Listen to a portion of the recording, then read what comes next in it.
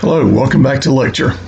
So we're going to continue our lecture series along the lines of the difference. I've got two samples. I'm want to look at if they provide any evidence that the sample differences indicate any differences in the population means or the population proportions as we go forward. So last time we looked at independent data, independent samples, and independent data would be where neither one of the things we're concerned with matched. If we were looking at height, they were different people, different heights, different locations. So we were looking at heights in North Carolina, South Carolina. They were different people, different places, different times. We also looked at some blood pressure data where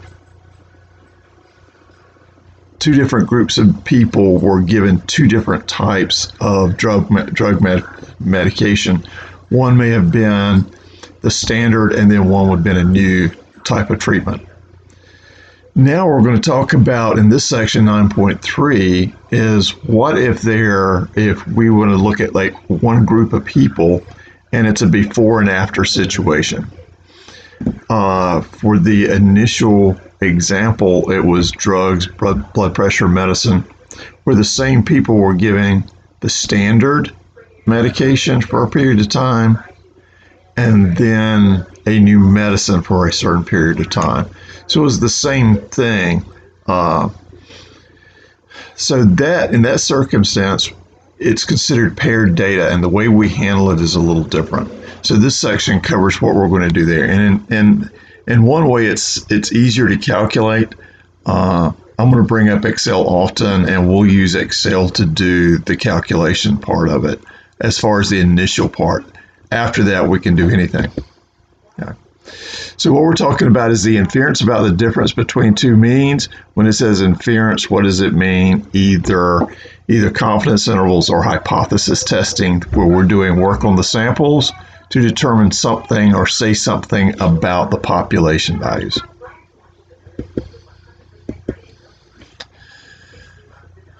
So I'm going to get rid of me for just a little while. Oops, sorry. So a sample of 8 automobiles were run to determine their mileage in miles per gallon. Then each car was given a tune-up and run again to measure the mileage a second time. The sample mean mileage was higher after the tune-up, and we would like to determine how strong the evidence is that the population mean mileage is higher after the tune-up. So we have the same cars. This is the same car, but we have several cars, 8 of them to be exact. And it was an after and a before situation. So we want to determine how strong the evidence that the population mean mileage is higher after the tune-up than before. So these are paired samples, because each value before the tune-up is paired with a value from the same car after the tune-up. We're looking at just that one thing, and hopefully the car is not going to change that much. So when we have paired samples, the pairs are called matched pairs. By computing the differences between the values in each matched pair, we construct a sample of differences. So what we're going to do is look at the difference between these things, the mu1 minus the mu2. Okay. So this is going to be basically the difference. So we're going to construct the differences of the means. So here is the after minus the 4, okay?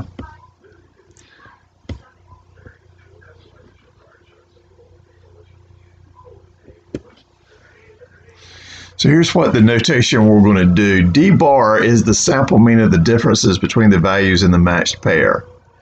S sub D is the sample standard deviation of the differences between the values in the matched pairs. Mu D is the population mean difference from the matched pair. So in this case, before we did two separate ones when we were dealing with the independent samples. We'd have to have the standard deviation from the first sample and the standard deviation from the second sample. When we use this little D subscript here, that means of the differences. So I'm going to find the mean of those differences and then the standard deviation, and we'll go through that. So the method just described requires the following assumptions. We either have a simple sample, random sample of matched pairs, either the sample size is large and greater than 30, or the differences between items in the matched pairs show no evidence of strong skewness and no outliers. So that's required to be sure that D bar will be approximately and normally distributed. Okay. So we're going to have state the null and alternate hypothesis. We still have to have this. We have to basically determine which type of test we're doing, left-tailed, right-tailed, two-tailed, and then compute the test statistic. And if I'm going straight for the p-value method, I'm just going to compute the probability of this either left-tailed, right-tailed, or two-tailed. Okay. So here, this is the D bar minus the mu 0, and this is part of our hypothesized.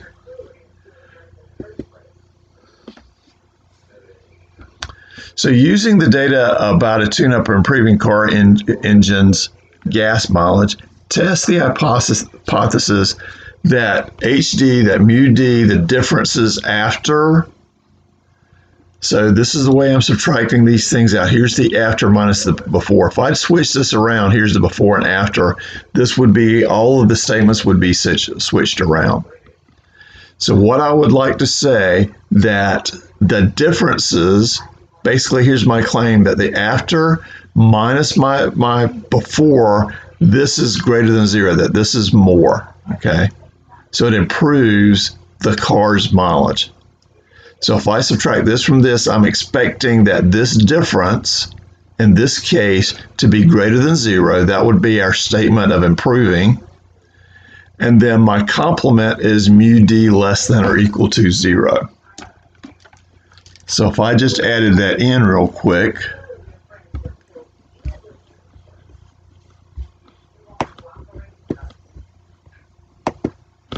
let me go here and just kind of go down a little bit. Sorry.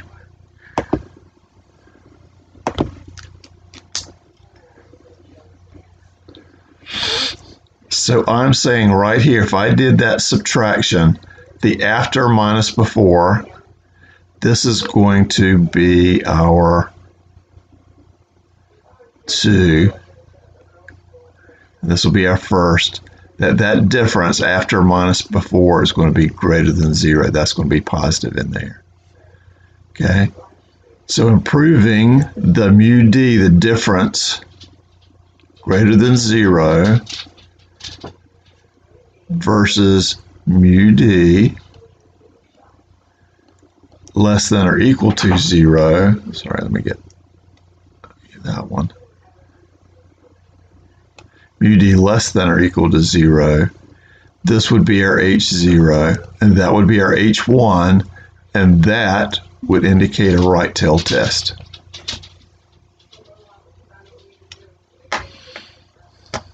Okay. So before we can go on and do the calculations, since we've got a small sample size, there's no mention of normalcy in here. I'm going to copy this over and put it into Excel. And then I'm going to show you how to do that, what we're doing for the calculations as well. So times we can get these data straight from the slide. So I'm just going to copy and paste. I'm going to insert us a spot here, insert. Let's open up. So let's just look at this for a second. Got plenty of room. So this is our auto. This is our X1 or X2. X1.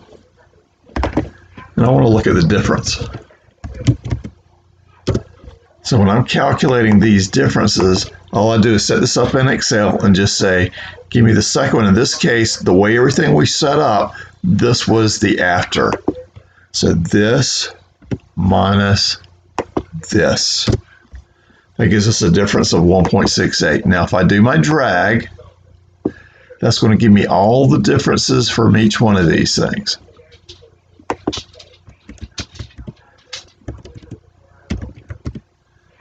I need to calculate the mean of these differences, so I need to do the average.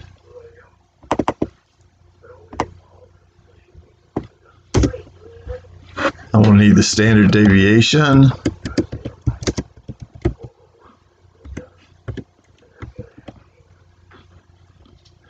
This is a sample, so we calculate that. Now we have these two numbers. Now the problem is, before we go forward, let's check to make sure these don't show any signs of being heavily skewed or outliers. So the way I'm going to do this, they do theirs to a dot plot, but since we're in here, let's use something that Excel is going to show us. So I'm going to select these two columns, left click select, and then I'm going to go into my recommended charts, all my charts, and I'm going to go down here and I'm going to utilize, if I can find it, the box and whisker. Here's the difference between here, but I also need to do the differences. So these kind of a little bit of skewness, not much, everything seems to be okay. But when I do the differences, I also want to look at the differences.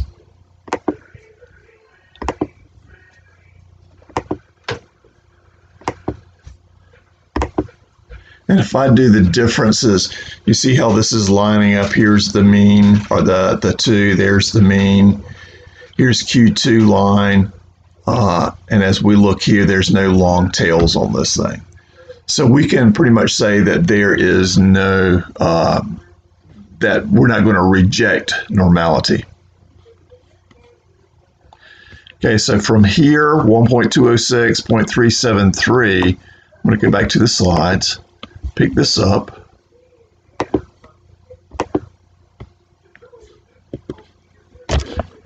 They're looking at the dot plot. There's nothing that shows like a lot of grouped over here, or a lot of grouped to one side, or something way out as an outlier. Okay. So again,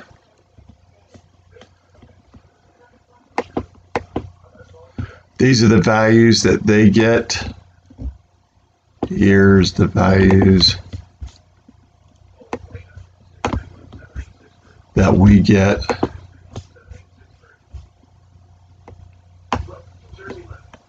.37317, 0.37331. The next one up, we bumped that. The mean was 1.20625. So Excel's giving us exactly what they're looking like here. And then they're going to look, so let me open this up just for a second. We're going to use, this is our test statistic, the D bar minus mu 0. So we're from, that was hypothesized as being 0 around here, mu D. This was actually less than or equal to 0. We're using that value as mu 0. The SD, that was our standard deviation of the differences divided by the square root of n. So that gives us our test statistic. Well, anytime we have a t, we have to have degrees of freedom. N minus 1 gives us 8 minus 1 is 7 degrees of freedom. And then we're just going to calculate the probability that t is greater than that. So this is a right tail test, and what I'm going to do, so our t, our test statistic, was the 9.142727, just so I have that. And then I'm going to find the probability, the p-value, equal t dot distribution. I can do the t dot dist, that gives me the area to the left. If I do the left, that's going to, I'll have to do the 1 minus the area to the left. 2 tails if I were doing the areas in either one, and this is a right tail test. So I'm going to do this, x, there's my x value.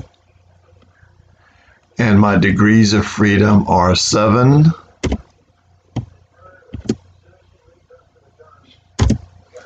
And that gives me 1.9252. E to the negative 5, that's times 10 to the negative 5. And the negative exponent says I'm really dividing by 10 to the 5th. I'm dividing by 10 5 times. That's all I'm doing. So here, let's go down here now. That's exactly what that number was when I divided 1.93 by 10. Each time I divide, I'm dividing 5 times. I'm shifting over 1. Divide by 10, 2, 3, 4, 5. That's how I convert that e to the negative 5 into a decimal number. 1, 2, 3, 4, 5. I just count that over. So now how do we finish this up? What does this tell us? Well, if we compare it to at the alpha 0.05 level, or 0.01 even, this is less than that. So we're going to totally reject the possibility that this is less than or equal to 0. So this is what we are proving, that there is evidence, there's sufficient evidence to support this claim. We totally rejected that. This is the only one that's available. Okay. So the p-value is nearly 0, which is very strong evidence against H0 because p is less than 0.01. So this would be the alpha level that we're going to construct it at. We construct it. This is, we reject H0 at the alpha 0.01 level. And we conclude that the gas mileage increased after a tune-up.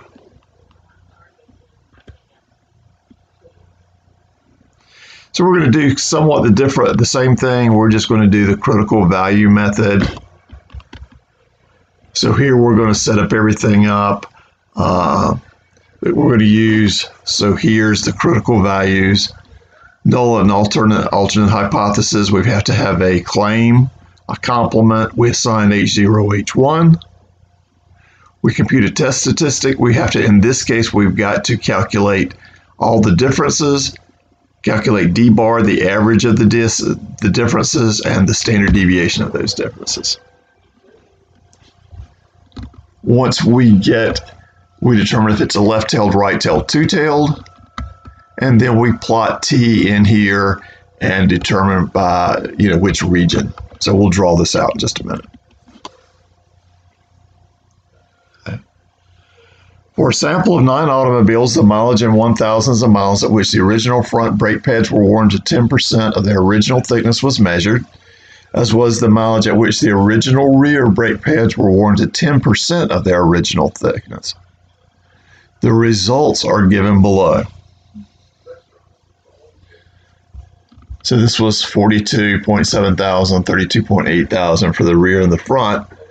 And here's the difference. They're doing the first minus the second. In this case, they're just talking about the rear minus the front. You could do this differently. You could do front minus the rear, but you would go through and say, well, what would be the difference here? So this is positive. This would be a difference. The mean difference would be greater than difference between the rear and the front.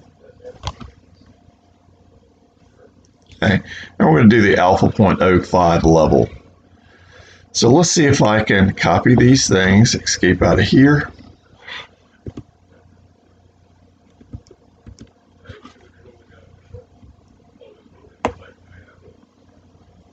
All I need these is because I'm going to step these through for you. Hold on.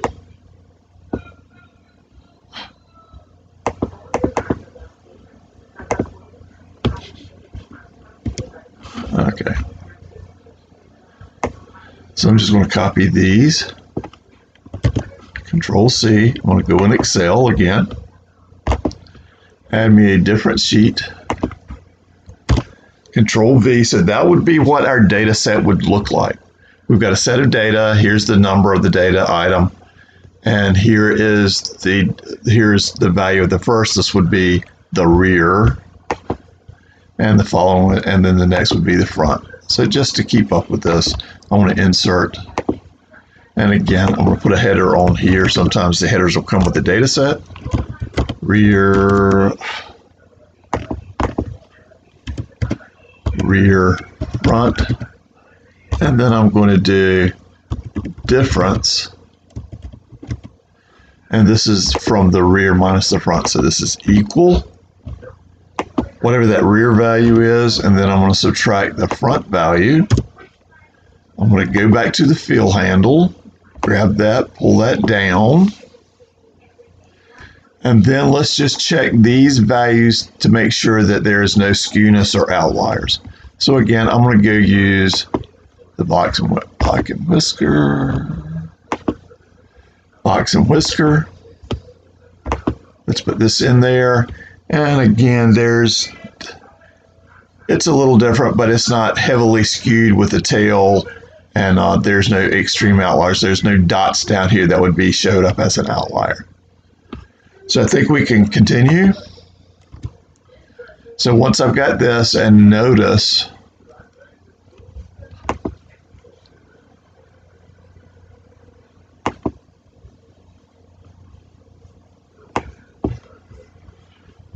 that these should be the same values, 9.9, 10.1, 10.5 that we have here. So once we have these differences, I need to have the mean of those. So equals average, the average of those differences, and the standard deviation of those differences. And again, I want to do the .s for a sample. These are samples. I don't have all the data. Can't call them a population. And then once I have that, the 10.4778 and the 0.521483, once I get that, then I kind of continue out. Okay. So there's no evidence of outliers or extreme skewness when we looked at either one. Here is our hypothesis. We want to know if the rear is greater than, the rear carriage is longer than the front. So I have to look at exactly what it's saying, set those differences up. This was the rear minus the front, so it would be positive. That would be mu d greater than 0 versus mu d less than or equal to 0. That would be the H0, and there's our H1. That tells us we're talking about a right tail test.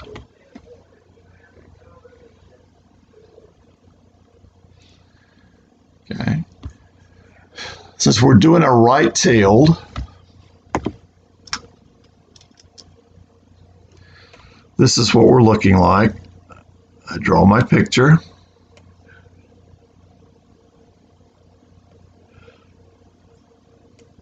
There's t is equal to 0. This I need as my t alpha, the critical value. T alpha and not T alpha over 2 because I'm talking about a right tail test.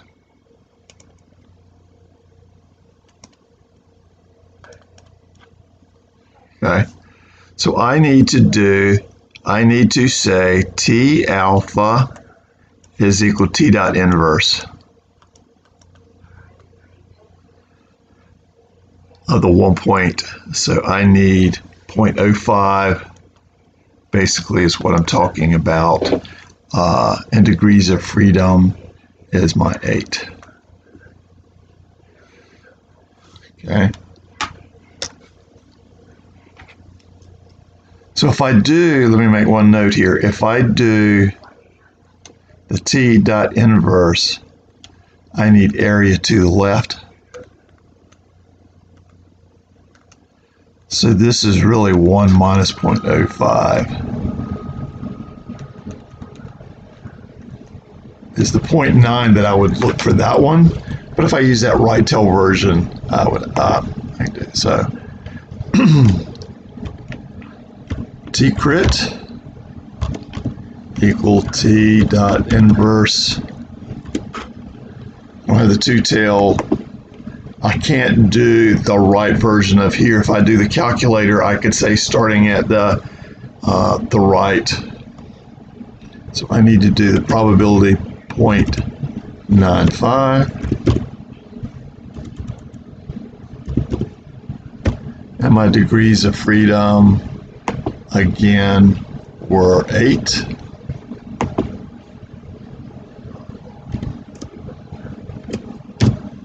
And that's the 1.8594. So if we go back to this one again, 1.86, 1.86 when I round that up. And that's my critical value.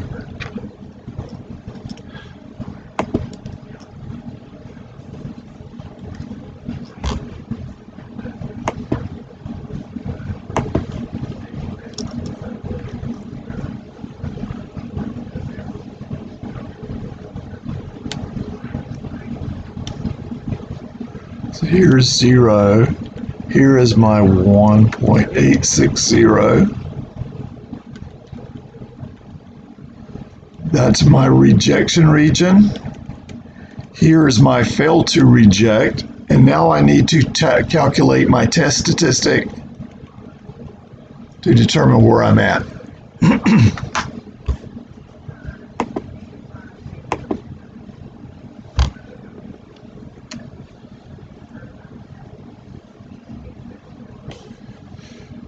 So my D bar, my S sub D, I do my D bar minus 0. That's mu 0 from my H0 hypothesis. That gives me the 10.478. There's my S sub D, the square root of 9. That's going to be 60.28. This is really big. So if we go here, we are talking about if this is 1.860, this is really out there at the 60.2. Clearly in the rejection region. This is way out here. Okay? So, reject, and who do we reject? Always H0. So, but our claim was that mu D was greater than 0. That was the right tail test. That's where we got that. We rejected this. This happened to be our H1. We reject H0. This is the claim that we support. And since we can reject one of them, then there's clear evidence of the other one. That's basically what we're looking for, is to reject one of them so that we can have the other. If we fail to reject, there's the possibility of either one. When we reject it, there's sufficient evidence that we can make a statement. Okay. So in here, we've got enough evidence to support our H1. So then this is how we say it.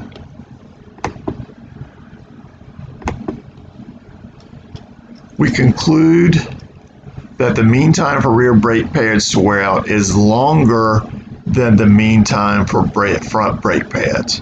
Okay. So there's sufficient evidence that it takes longer to wear the rear than the front, that the differences between those wear times is positive.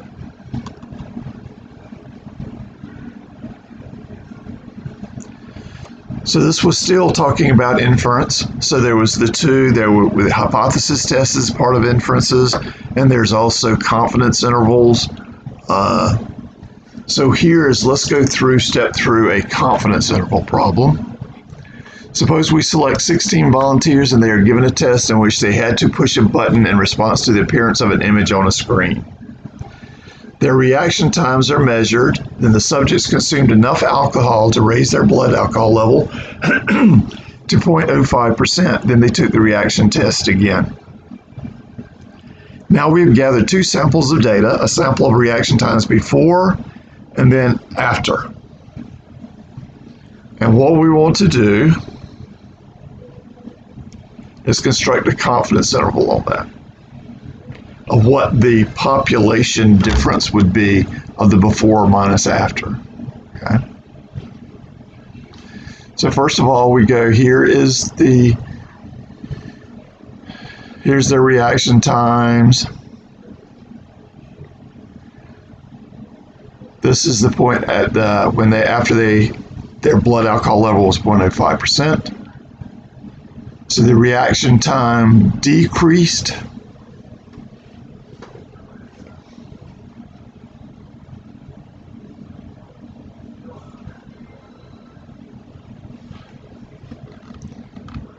This one actually improved. This one decreased.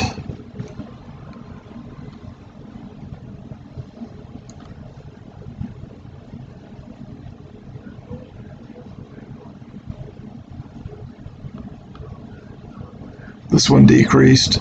This one increased.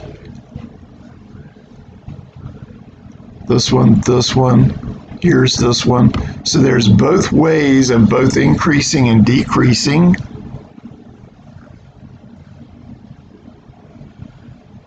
Once we did this though, here is the 6.5.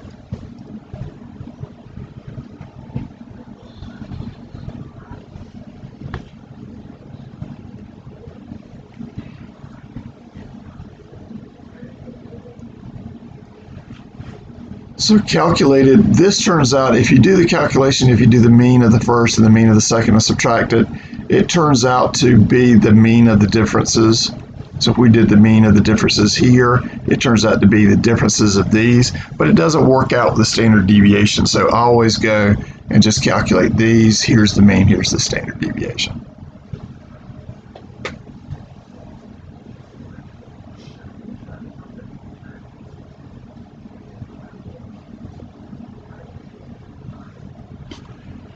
Okay, so it's the same individual. We want to construct a confidence interval for the population mean increase of our experiment.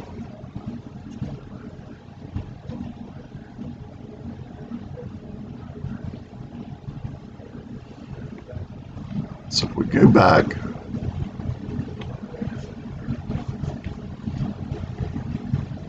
here's their response times. Some they actually improved. Okay, so this was actually improved. This one actually improved, but most of these on average, this was greater than this, positive numbers, okay? This is our X1 bar, our X2 bar, and we're talking about the mu D, the mean of the differences of the population being the mu1 minus the mu2 of the population. And this is the D bar. This is going to be our point estimate.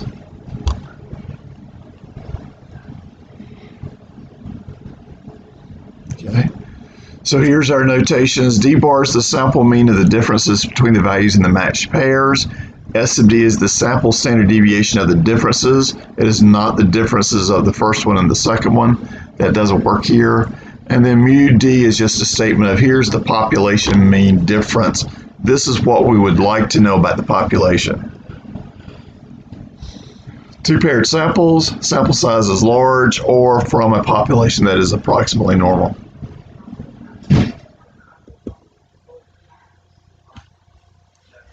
So D bar is the sample mean of the difference between the matched pairs. The D bar is going to be our point estimate. Remember, we're going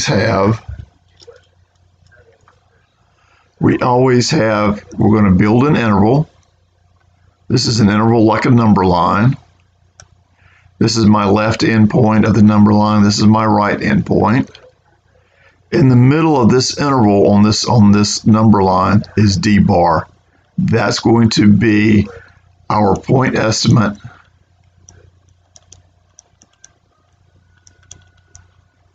for mu D, the differences of the population means. So when I do this, I've got to have D bar plus the margin of error. D bar minus the margin of error is how I calculate that. This is the margin of error, which is just that T alpha over 2 times the standard error, and this piece of it is the standard error. So just to help with kind of all the notations and nomenclature that we use, we start with the standard error. This is what we do when we're doing the test statistic. We have to multiply it times this critical value, the T alpha over 2, and then this whole thing gives us the margin of error. Margin of error. Okay.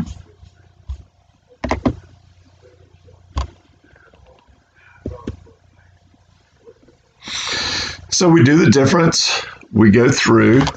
Again, sometimes you can grab these things from the slides.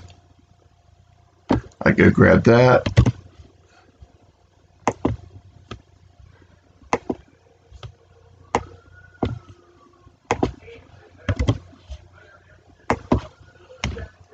I do the subtraction, equal this minus that.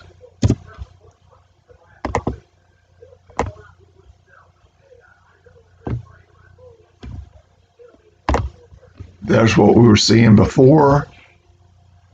And now I do the mean of those.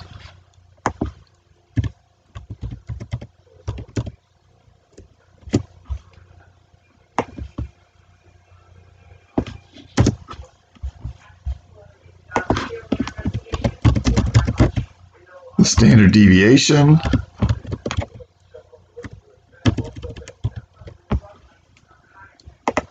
Sample version. So there's our mean and standard deviation. If I go here quick to the next slide. 6.5, 9.993. 6.5, 9.993 by doing the differences, the mean of the year. And now I just need to go through and check.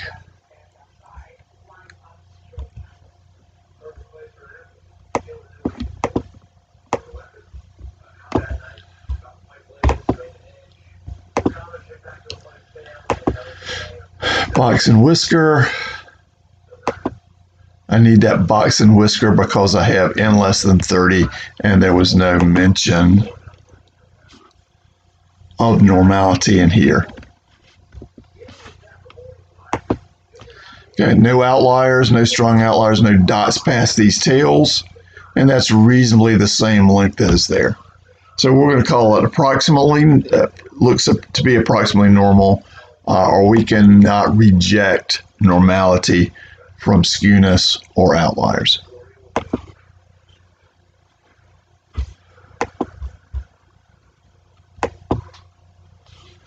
So once I get that, I do my standard errors I start out with. I get my SD of the square root of n. There's my 16, 2.48, 328 is this calculation. Now I need T alpha over 2. T alpha over 2, a confidence level of 95%.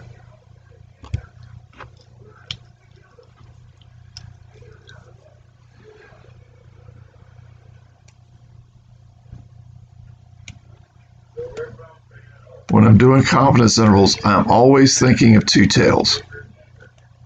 Alpha over 2, the T alpha over 2. 95% in, 5% out, half of it here, 2.5%, 2.5%. So my alpha that I'm looking at is the 0.025. If I'm doing a little critical, this will give me the negative version here.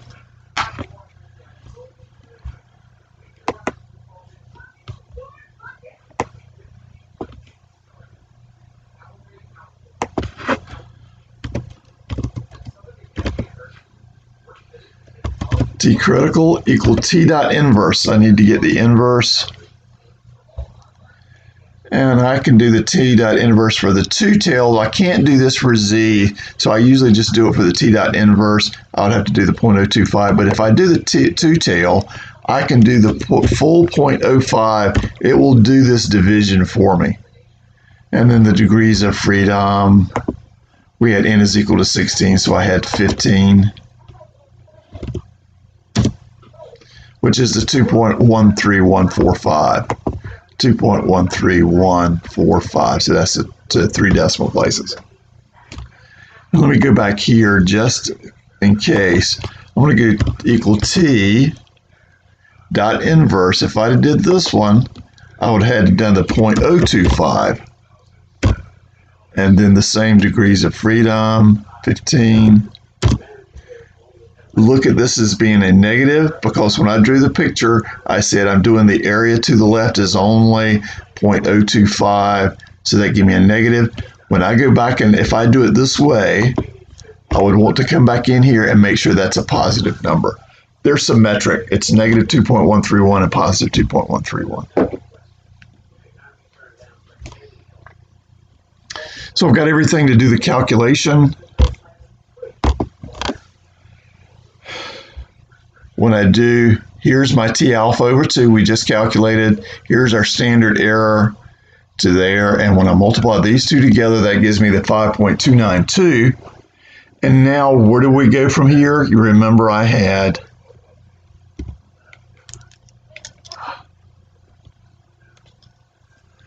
when I got here,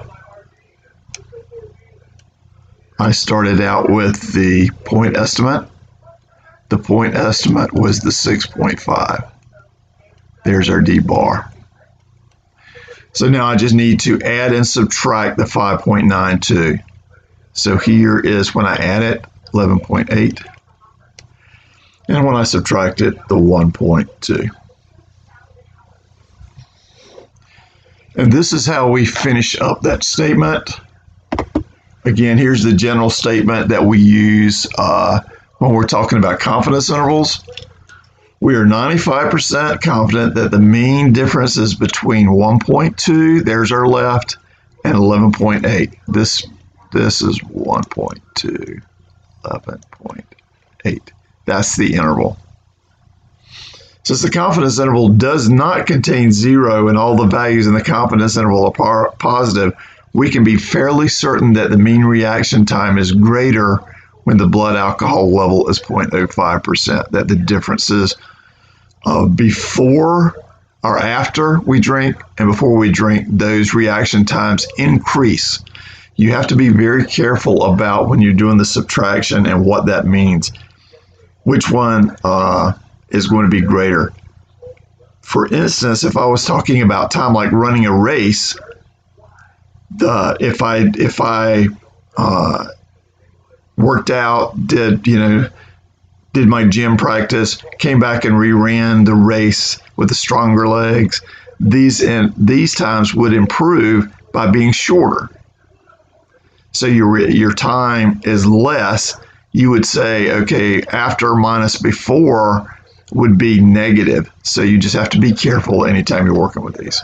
Okay. And again, when you are talking about confidence intervals, we have to give us the 95% confidence and then what the interval is. The true mean.